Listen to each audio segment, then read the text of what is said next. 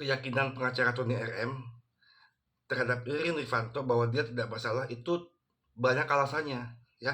Salah satunya adalah pada agenda sidang perlawanan yang dibacakan oleh Priyo di depan Majelis Hakim 26 Februari 2026. Priyo masih menyebutkan 4 nama, Amang Yani, Hardi, Yoga, dan Joko, ya.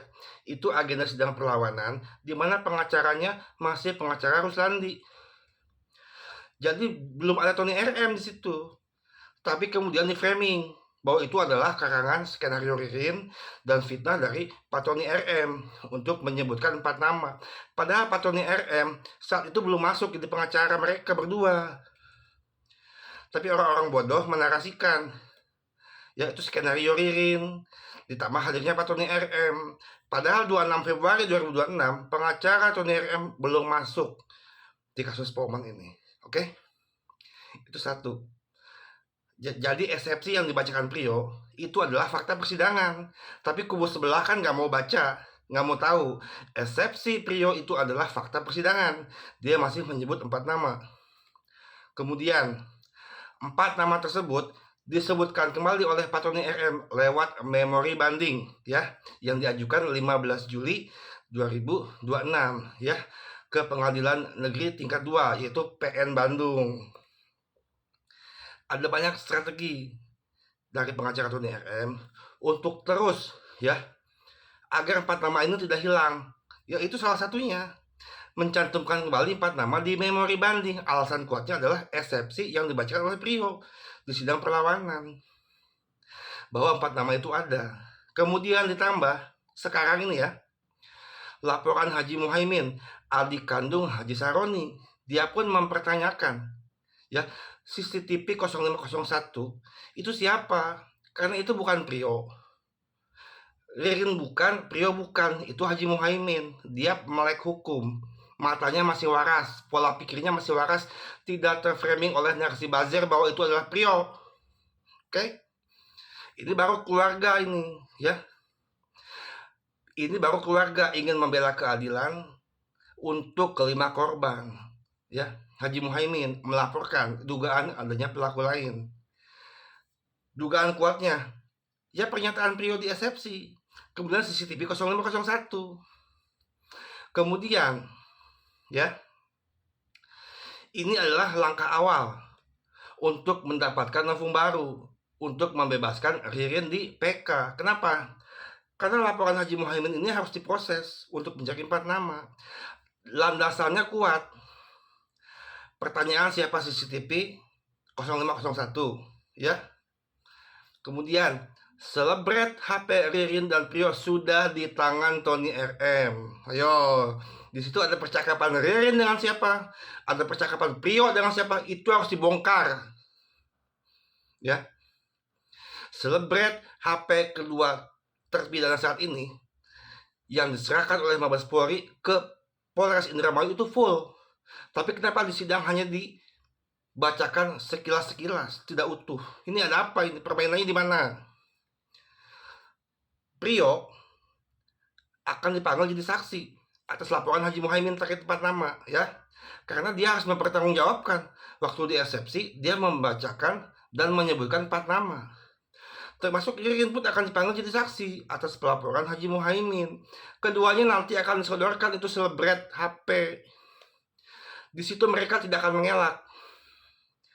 Untuk pengacara Tony RM kan ingin mengungkap kebenaran. Dia tidak masalah kalau Ririn memang terlibat, tapi kenyataannya kan tidak terlibat, tapi dibuat ada keterlibatan. Nah, ini kejanggalan yang ingin dibongkar. Kalau pihak sebelah kan nggak mau membahas kejanggalan. Mereka percaya 0501 dalam CCTV itu adalah Priyo, ya kan? Nah, jadi strategi hukum yang dilakukan Tony RM ini sudah mantap dan berjalan secara senyap. Tahu-tahu Haji Muhaimin buat laporan, tahu-tahu Pak Tony RM dan kawannya ke Mabes Polri, tahu-tahu ada selebret HP, ya kan? Haji Muhaimin ini sekarang posisinya sebagai pelapor untuk mewakili kelima korban. Keluarga lain mendukung nggak? Harusnya mendukung dong. Kalau tidak mendukung, itu patut dipertanyakan. Haji Muhaimin sebagai pelapor punya kuasa lewat pengacara dan penasihat hukumnya untuk meminta ya kepada provider nomor handphone yang digunakan oleh almarhum Budi dan almarhum Haji Saroni untuk nanti nomornya diminta dan diekstraksi percakapan-percakapan 1 bulan sebelum kejadian misalnya. Apakah ada percakapan penagihan hutang terhadap Budi ya. Kemudian nomor rekening Budi, nomor rekening Haji Saroni. Mereka mantan pegawai bank loh. Nggak mungkin nggak punya rekening bank. Itu akan ditelusuri. Gampang kan? Rekening koran mereka. Ada tidak cicilan pembayaran terhadap seseorang yang katanya ada utang piutang sebesar 150 juta. Gampang. Kalau mau mengungkap kebenaran ini gampang sebenarnya, jalannya banyak. Cuma pihak sebelah kan nggak mau ke situ arahnya. Cukup Ririn, cukup Rio. Kita dibilang percaya kata Ririn. Padahal mereka sendiri percaya kata Prio, itu CCTV 0501 Prio. Tolol nggak? Kita dibilang tolol yang membebaskan Ririn. Ya. Padahal kita ingin mengungkap kebenaran. Ada 5 korban. Ya. Yang dari awal penyelidikan ini janggal. 4 nama disebut, tapi tidak dicari. Tidak ditetapkan dulu sebagai DPO untuk dicari, diselidiki dulu. Ada tidak? Ada atau tidaknya itu kan bukan kata Ririn harusnya yang mencari, tetapi penyidik yang membuktikan.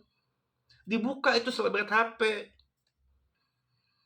Kenapa tidak dibuka sepenuhnya? Ada loh, itu puluhan lembar ya.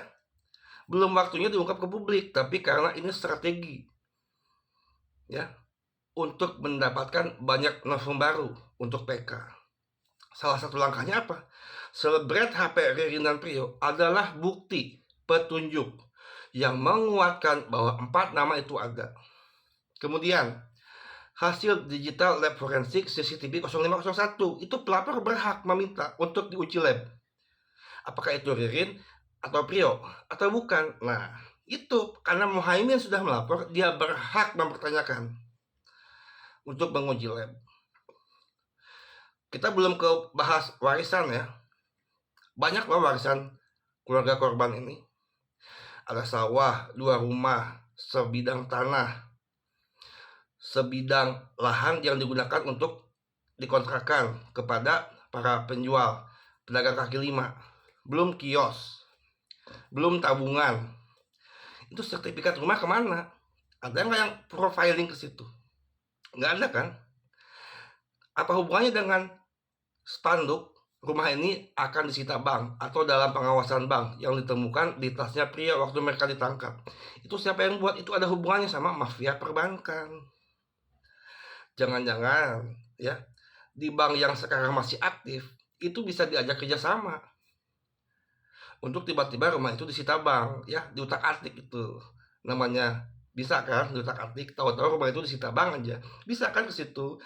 Makanya berpikirnya yang kritis, jauh lebih ke depan, karena banyak kejanggalan. Jadi ada 1000 kemungkinan kasus ini direkayasa, entah siapa dalangnya dan di mana dimulainya. Itu ya strategi PK-nya Riri Rifanto ini banyak. Tetapi kok yang meributkan pengacara sebelah. Harusnya dia mendukung. Kan Prio tidak membunuh bayi. Ya, dia hanya menguburkan. Itu pun atas perintah Amaniani. Kok jadi terima-terima saja? Prio diponis karena membunuh bayi. Ini mana pembela Prio? Kan tidak ada.